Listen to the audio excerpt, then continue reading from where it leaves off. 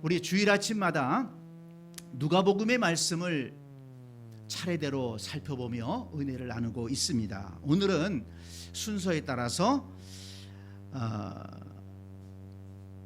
말씀을 나누려고 합니다. 오늘 본문 18절을 보면 또 그 밖에 여러 가지로 권하여 백성에게 좋은 소식을 전하였으나 그랬습니다. 세례 요한이 이스라엘 백성들에게 좋은 소식을 전했다는 것입니다. 자, 여러분, 세례 요한이 전한 좋은 소식은 무엇일까요? 일반적으로 좋은 소식이란 뭔가 바라고 원하는 일이 이루어졌다는 소식, 또 생각지도 않았던 어떤 수입이 들어왔다든지, 또 뭔가 어렵게 꼬여가는 일이었는데 잘 풀려졌다는 소식이라든지, 또는 몸이 좀 이상해서 병원에 가서 검사를 하고 와가지고서는 걱정을 하며 기다렸는데 의사가 아무런 문제가 없다고 얘기를 하는 겁니다. 좋은 소식이죠. 어쨌든 들었을 때 기분을 좋게 할 만한 그런 소식을 우리는 좋은 소식이라고 하지 않습니까? 그런데 오늘 본문을 보면 세례 요한이 전한 좋은 소식은 그런 종류의 소식이 아니라 회개의 메시지였습니다. 그것도 부드러운 말로 권면하는 것이 아니라 아주 강하게 회개를 촉구했습니다. 3절을 보세요. 요한이 요단강 부근 각처에 와서 죄 사함을 받게 하는 회개의 세례를 전파하니 그랬습니다. 마태복음 3장 2절을 보니까 같은 장면을 기록하면서 세례 요한이 회개하라 천국이 가까웠느니라 이렇게 강하게 외쳤다는 것입니다. 천국이 가까웠으니까 천국에 들어가고 싶으면 회개해라. 회개하지 않으면 천국 문턱도 못 넘는다. 그렇게 호통을 친 것입니다. 오늘 본문 8절에 보면 그러므로 회개에 합당한 열매를 맺고 속으로 아브라함이 우리 조상이라 말하지 말라 책망을 했습니다. 그런데 이 회개의 결단을 촉구하는 강도가 점점 강해지는 것을 볼 수가 있습니다. 7절을 다시 한번 보세요. 요한이 세례받으러 나오는 무리에게 이르되 독사의 자식들아 누가 너희에게 일러 장차올 진노를 피하라 하더냐. 독사의 자식이라는 말은 심한 욕입니다. 여러분, 우리나라에서 심하게 욕할 때 어떻게 욕합니까? 개 플러스 새끼라고 그러죠. 예? 네. 이게 바로 그런 욕이에요. 독사의 자식이라고 이 성경은 번역을 해놨는데 독사의 새끼라는 표현이야.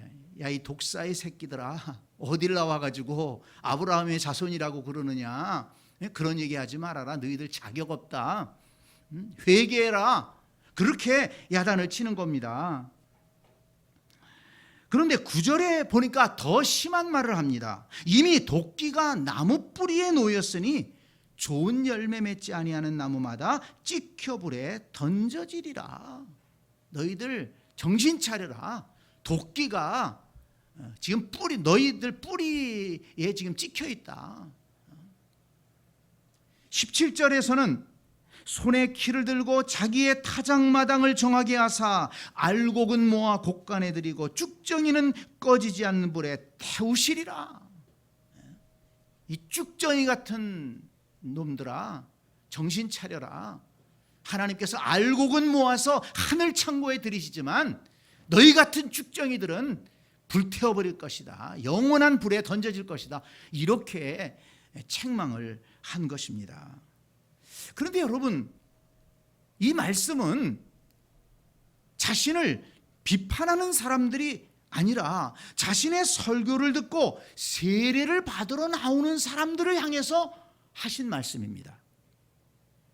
자신의 설교를 듣고 긍정적인 반응을 보이면서 세례를 받겠다고 나온 사람들을 환영하고 칭찬하기는커녕 그들을 향해서 회개하라고, 독사의 자식이라고 그렇게 소리를 치고 있는 것입니다.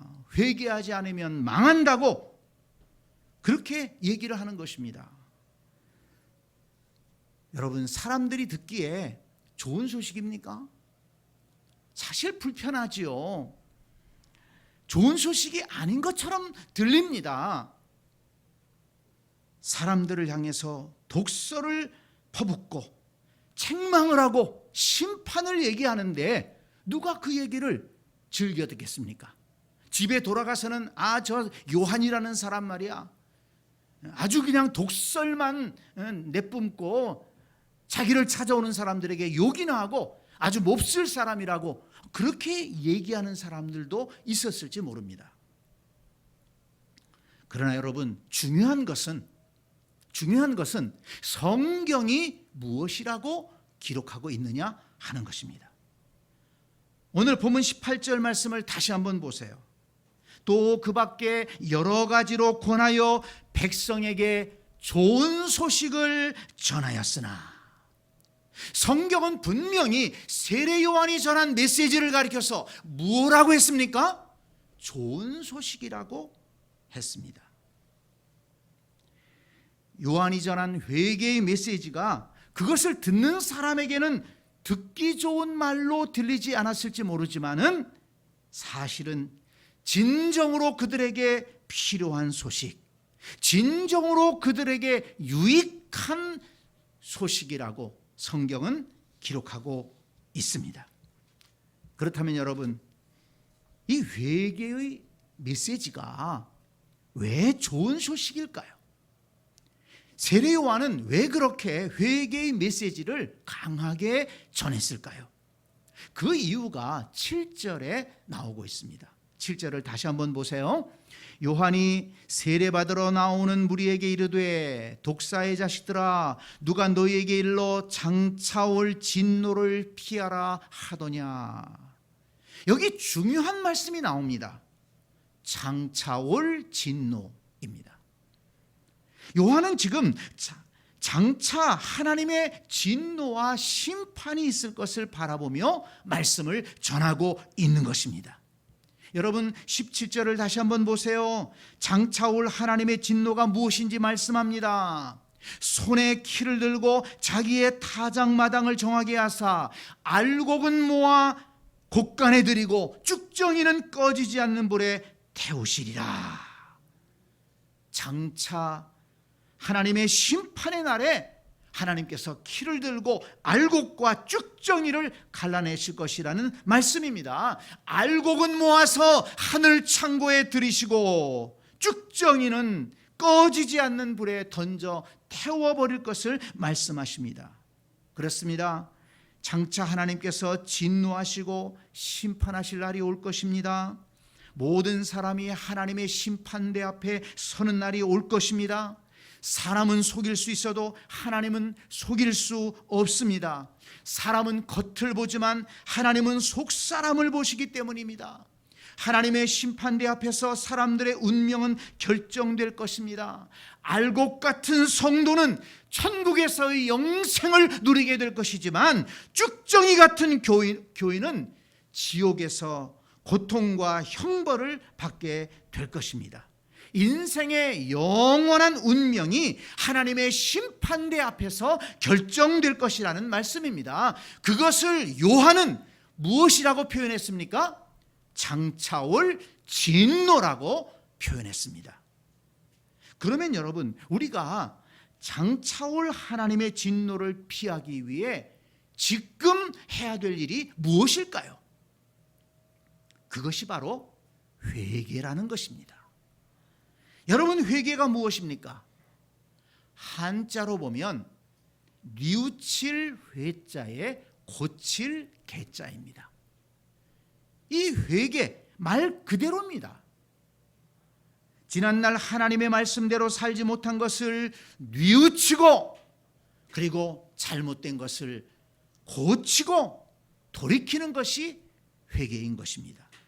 알고 했든지 모르고 했든지 간에 하나님의 말씀대로 살지 못한 것을 마음 아파하며 잘못을 고백하고 죄악된 삶을 떠나고 죄의 행동을 끊어버리는 것이 회개인 것입니다.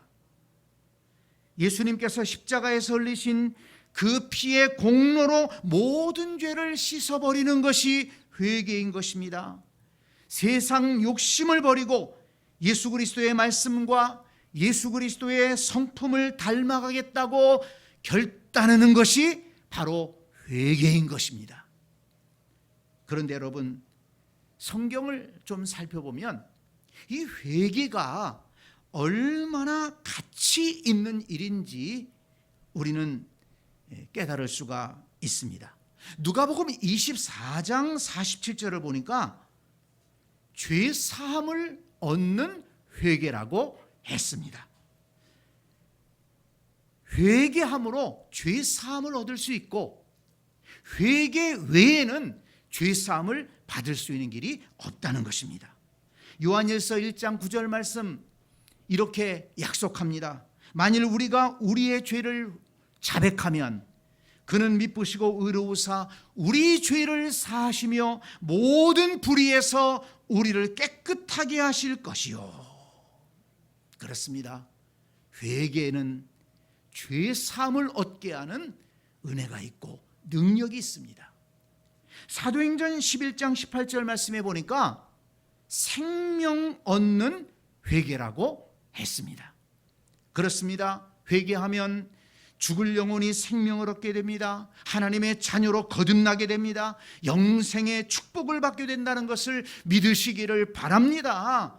회개가 생명의 문을 통과하는 그런 길이라는 것입니다.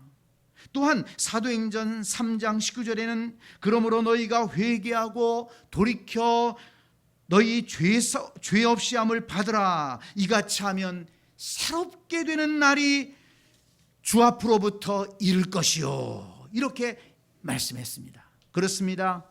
회개하면 새롭게 되는 날이 주님께로부터 임한다는 것입니다. 여러분, 회개하는 심령에 새로운 은혜의 문이 열린다는 것을 믿으시기를 바랍니다. 진정으로 회개하는 사람에게는 새로운 인생의 문, 축복의 문이 열린다는 것을 믿으시기를 바랍니다. 그렇다면 여러분, 회개하지 않고 자기 생각대로 자기 고집대로 세상의 유혹을 따라 정욕을 따라 살아가는 자에게는 어떤 일이 일어날까요? 요한계시록 2장 5절에 보니까 이렇게 말씀합니다. 잘 들어보세요. 그러므로 어디서 떨어졌는지를 생각하고 회개하여 처음 행위를 가지라. 만일 그리하지 아니하고 회개하지 아니하면 내가 내게 가서 내 촛대를 그 자리에서 옮기리라. 또 요한계시록 2장 16절은 이렇게 말씀합니다.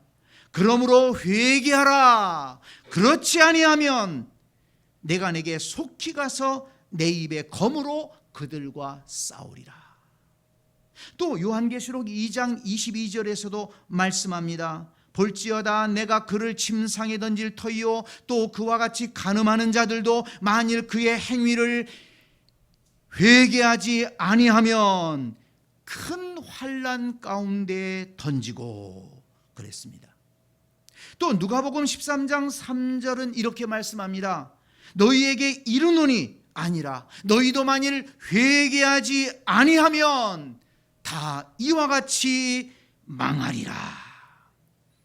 자, 여러분, 성경은 회개하지 않으면 어떤 일이 일어난다고 경고하고 있습니까? 회개하지 아니하면 촛대를 옮겨버릴 것이다. 지금 있는 것들이 좀 안정된다고 그렇게 방심하느냐? 회개하지 않으면 촛대를 옮겨버릴 것이다. 회개하지 않으면 내 입에 검으로 그들과 싸우리라. 회개하지 않으면 큰 환난 가운데 던질 것이다. 회개하지 않으면 망하게 될 것이다. 성경은 분명하게 경고하고 있습니다. 그러므로 여러분, 세례 요한이 자기를 찾아오는 사람들의 죄를 지적하면서 회개하라고 강하게 외친 것은 그 사람들을 미워하기 때문이 아닙니다.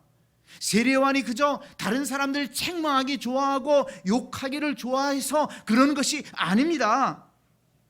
오히려 자기를 찾아온 사람들에게 진정한 소망을 주기 위해서 이렇게 회개를 촉구한 것입니다. 장차올 진노를 피하게 하기 위해서 이렇게 회개를 촉구한 것입니다. 한 명이라도, 한 사람이라도 더 회개하고, 한 사람이라도 더 죄 사함을 받고, 한 사람이라도 더 영생을 얻고 하나님이 주시는 은혜와 복을 누릴 수 있도록 세례 요한은 회개의 메시지를 외쳤던 것입니다. 성도 여러분, 세례 요한이 외친 회개의 메시지를 저와 여러분도 좋은 소식으로 받아들여야 되겠습니다. 세례 요한이 외쳤던 회개의 메시지가 저와 여러분들의 마음을 감동하는 좋은 소식이 되기를 바랍니다. 그래서 죄를 깨닫고 죄를 고백하고 죄를 미워하고 죄를 끊어버리게 하고, 그래서 모든 죄를 용서함 받고 하나님의 축복을 회복하는 복된 성도들이 될 수 있기를 간절히 축원합니다. 그런데 여러분, 오늘 본문을 보면 이 세례 요한의 메시지를, 회개의 메시지를 들었다고 해서 모든 사람이 다 긍정적으로 받아들인 것이 아닙니다. 회개의 메시지를 긍정적으로 받아들인 사람들은 우리가 무엇을 하리까 하면서 겸손하게 엎드렸습니다. 요한 선생님, 우리가 어떻게 해야 회개하는 것입니까? 어떻게 해야 하나님의 진노를 피할 수 있습니까? 어떻게 해야 하나님의 은혜를 회복할 수 있습니까? 그렇게 긍정적으로 반응하는 사람들이 있었습니다. 10절을 보세요. 무리가 물어 이르되 그러면 우리가 무엇을 하리까? 12절을 보세요. 세리들도 세례를 받고자 하여 와서 이르되 선생이여 우리는 무엇을 하리까? 14절을 보세요. 군인들도 물어 이르되 우리는 무엇을 하리까? 그랬습니다. 세례 요한의 회개의 말씀을 듣고 많은 무리의 세리, 심지어 로마 군인들 가운데서도 우리는 무엇을 하리까 하면서 회개하며 결단했습니다. 그러나 회개의 말씀을 받아들이지 않고 죄를 지적하는 요한을 미워하면서 그를 죽이려고 하는 사람들까지 있었습니다. 그 대표적인 사람이 바로 헤롯 왕이었습니다. 19절 말씀을 보세요. 분봉왕 헤롯은 그의 동생의 아내 헤로디아의 일과 또 자기가 행한 모든 악한 일로 말미암아 요한에게 책망을 받고 그랬습니다. 이 헤롯이라는 사람이 얼마나 악한 사람이냐 하면 여러분 기억하실 겁니다. 동방 박사들이 찾아와서 유대인의 왕으로 나신 이가 어디 있습니까? 이렇게 물어보았습니다. 그랬더니 헤롯 왕이 그것을 듣고서는 뭐 유대인의 왕으로 누가 태어났어? 나의 왕의 자리를 누가 빼앗는다고? 그러면서 뭐라고 명령했습니까? 동방 박사들이 다녀간 때를 기준으로 해서 그 아래 아이들을, 사내 아이들을 다 죽이라고 명령을 내렸다는 것 아닙니까? 그래서 그 팔레스타인 땅에 통곡 소리가 울렸다는 거예요. 그러더니 또 자기 동생의 아내였던 헤로디아를 자기가 빼앗기 위해서, 그 헤로디아를 빼앗기 위해서 자기 동생을 죽입니다. 그런데 이 헤롯이 이처럼 포악하니까 사람들이 그 헤롯 왕이 잘못을 해도 감히 잘못했다고 얘기를 못하는 것입니다. 그런데 세례 요한이 담대하게 찾아가서 잘못을 지적했습니다. 회개를 촉구했습니다. 그러나 헤롯은 회개하기는커녕 오히려 자신의 죄를 지적하는 요한을 미워하고 감옥에다가 가둬버렸습니다. 당장에 죽이고 싶었지만은 그 당시에 사람들이 세례요한을 존경하고 많은 사람들이 세례요한을 따랐기 때문에 자칫 밀란이 일어날까 봐, 반란이 일어날까 봐 죽이지는 못하고 감옥에다가 가두었습니다. 19절 말씀을 보세요. 그 이 위에 한 가지 악을 더하여 요한을 옥에 가두니라. 헤롯은 지금까지 자신이 지은 죄 위에 회개하지 않는 죄를 더했습니다. 자신의 죄를 지적하는 선지자를 감옥에 가두고 결국 죽이는 죄를 더했습니다. 생각해 보면 아무리 악한 헤롯 왕이었지만 자신의 죄를 지적하는 그런 선지자, 그 선지자가 회개를 촉구할 때 헤롯에게는 소망이 남아 있었습니다. 그때라도 회개했다면, 그때라도 돌이켰다면 살 길이 열렸을 것입니다. 그때라도 진정으로 회개하고 새로운 사람이 되었다면 아무리 큰 죄를 지었을지라도 하나님의 용서하심이 있었을 것입니다. 그러나 하나님의 사람이 회개를 촉구했지만 그 말씀을 듣지 않고 무시하고 오히려 회개의 말씀을 전하는 하나님의 사람을 잡아 가두고 결국 죽이기까지 했습니다. 헤롯은 결국 하나님의 징계를 받아 몹쓸 질병에 시달리다가 죽게 됩니다. 사도행전 12장 23절은 이렇게 기록하고 있습니다. 헤롯이 영광을 하나님께 돌리지 아니하므로 주의 사자가 고치니 벌레에게 먹혀 죽으니라. 주님의 사자가 헤롯을 쳤다고 했습니다. 벌레에 먹혀 죽었다. 어떤 해충이 물어서 오염이 돼서 그 독이 퍼져서 죽게 된 것입니다.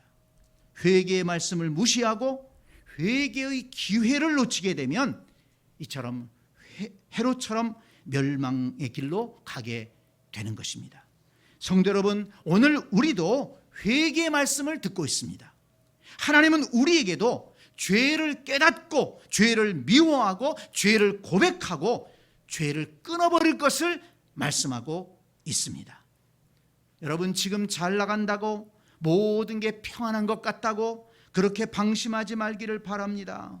회개하고 정결한 심령을 회복해야 합니다. 회개하고 하나님의 은혜를 회복해야 합니다. 회개하고 하나님이 기뻐하시는 삶을 살아가야 됩니다. 성도 여러분, 헤롯의 길을 가시겠습니까?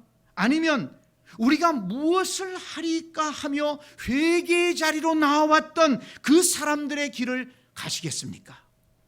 저와 여러분은 회개의 말씀을 듣기 싫은 소리로 거부하지 말고 우리를 살리고 회복하기 위한 좋은 소식으로 받아들여야 되겠습니다. 하나님 앞에서 잘못한 것을 깨닫고 회개하고 새롭게 되는 성도들이 되어야 되겠습니다. 자, 여러분 생각해 보세요. 얼마 전에 그 뉴스에서 이런 뉴스를 들으신 분들이 있을 겁니다. 어떤 분이 새 아파트에 입주를 했어요. 근데 이상하게 한쪽 방에서 썩은 내가 나는 거예요. 새 집인데 왜 이럴까? 뭐가 문제가 있을까? 아무리 살펴봐도 문제가 보이지를 않습니다. 그런데 갈수록 썩은 내가 더한 거예요. 견딜 수가 없어요. 그래서 그 건축한 시행사에게 민원을 넣습니다. 해결해 주십시오. 이 썩은 내 때문에 살 수가 없습니다. 처음에는 관리사무소에서 와서 쭉 봤지만은 아무것도 문제가 보이질 않는 거예요. 그러다가 하도 민원을 넣으니까 와가지고서 천장을 뜯어봤어요. 그랬더니 그 속에 뭐가 들었습니까? 똥주머니가 들어있는 거예요. 그 뉴스 못 보셨어요? 그 건축을 하면서 일하는 분들이 거기서 사실은 참 생각해보면 안타까워요. 이 상황이 급한데 어디 가서 볼일을 볼 수가 없잖아요. 화장실이 없잖아요. 그렇다고 해서 한번 화장실을 하려고 그러면 그 높은 아파트에서 엘리베이터를 타고선 내려와 가지고, 엘리베이터도 그 공사하는 엘리베이터 있잖아요. 그거 타고 내려와서 저기 야외에 화장실 가서 일을 보고 와야 되니 이만저만 사실은 불편한 게 아니죠. 그러다 보니까 그걸 잘했다는 얘기는 아닙니다. 그거를 거기서 일을 봐가지고서는 비닐봉지에 싸가지고서 천장에다가 놓고 마감을 해버린 거예요. 그러니 그 새로 지은 집에 똥주머니를 놓고서 살았으니 얼마나 악취가 났겠습니까? 그런데 성도 여러분, 만약에 이런 일이 우리의 삶 속에 있다면 어떡하겠습니까? 참 찝찝하죠. 듣기만 해도. 여러분, 우리의 심령 속에 그렇게 냄새나고 악취나고 그렇게 우리의 삶을 병들게 하는 것들이 우리 속에 남아있다면 어떡하겠습니까? 그걸 그대로 끓이고 살아야 되겠습니까? 여러분, 우리 속에 있는 이 악취나는 것들, 쓰레기들, 썩어 문드러지는 것들, 우리를 피폐하게 만들고 하나님의 은혜를 끊어버리게 만들고 우리의 삶을 힘들게 만드는 그런 죄들을 빨리 씻어내야 된다는 거예요. 던져버려야 된다는 것입니다. 그것이 무엇이라고요? 회개라는 것입니다. 하나님 앞에 우리의 허물과 죄를 내려놓고 회개하고 고백하고 하나님 앞에 용서를 구하고 그리고 하나님의 은혜를 구하고 다시 우리를 회복시켜 주옵소서. 내 심령을 정결한 심령으로, 내 삶을 정결한 삶으로, 하나님의 은혜와 복을 누리는 삶으로 회복시켜 주시옵소서. 이것이 바로 회개라는 것입니다. 장차 올 진노를 피하는 길입니다. 저와 여러분 모두는 진정으로 회개하고 앞으로 하나님의 말씀을 따라 살아가며 하나님의 은혜와 복을 누리는 복된 성도들이 다 되시기를 간절히 축복합니다. 아멘.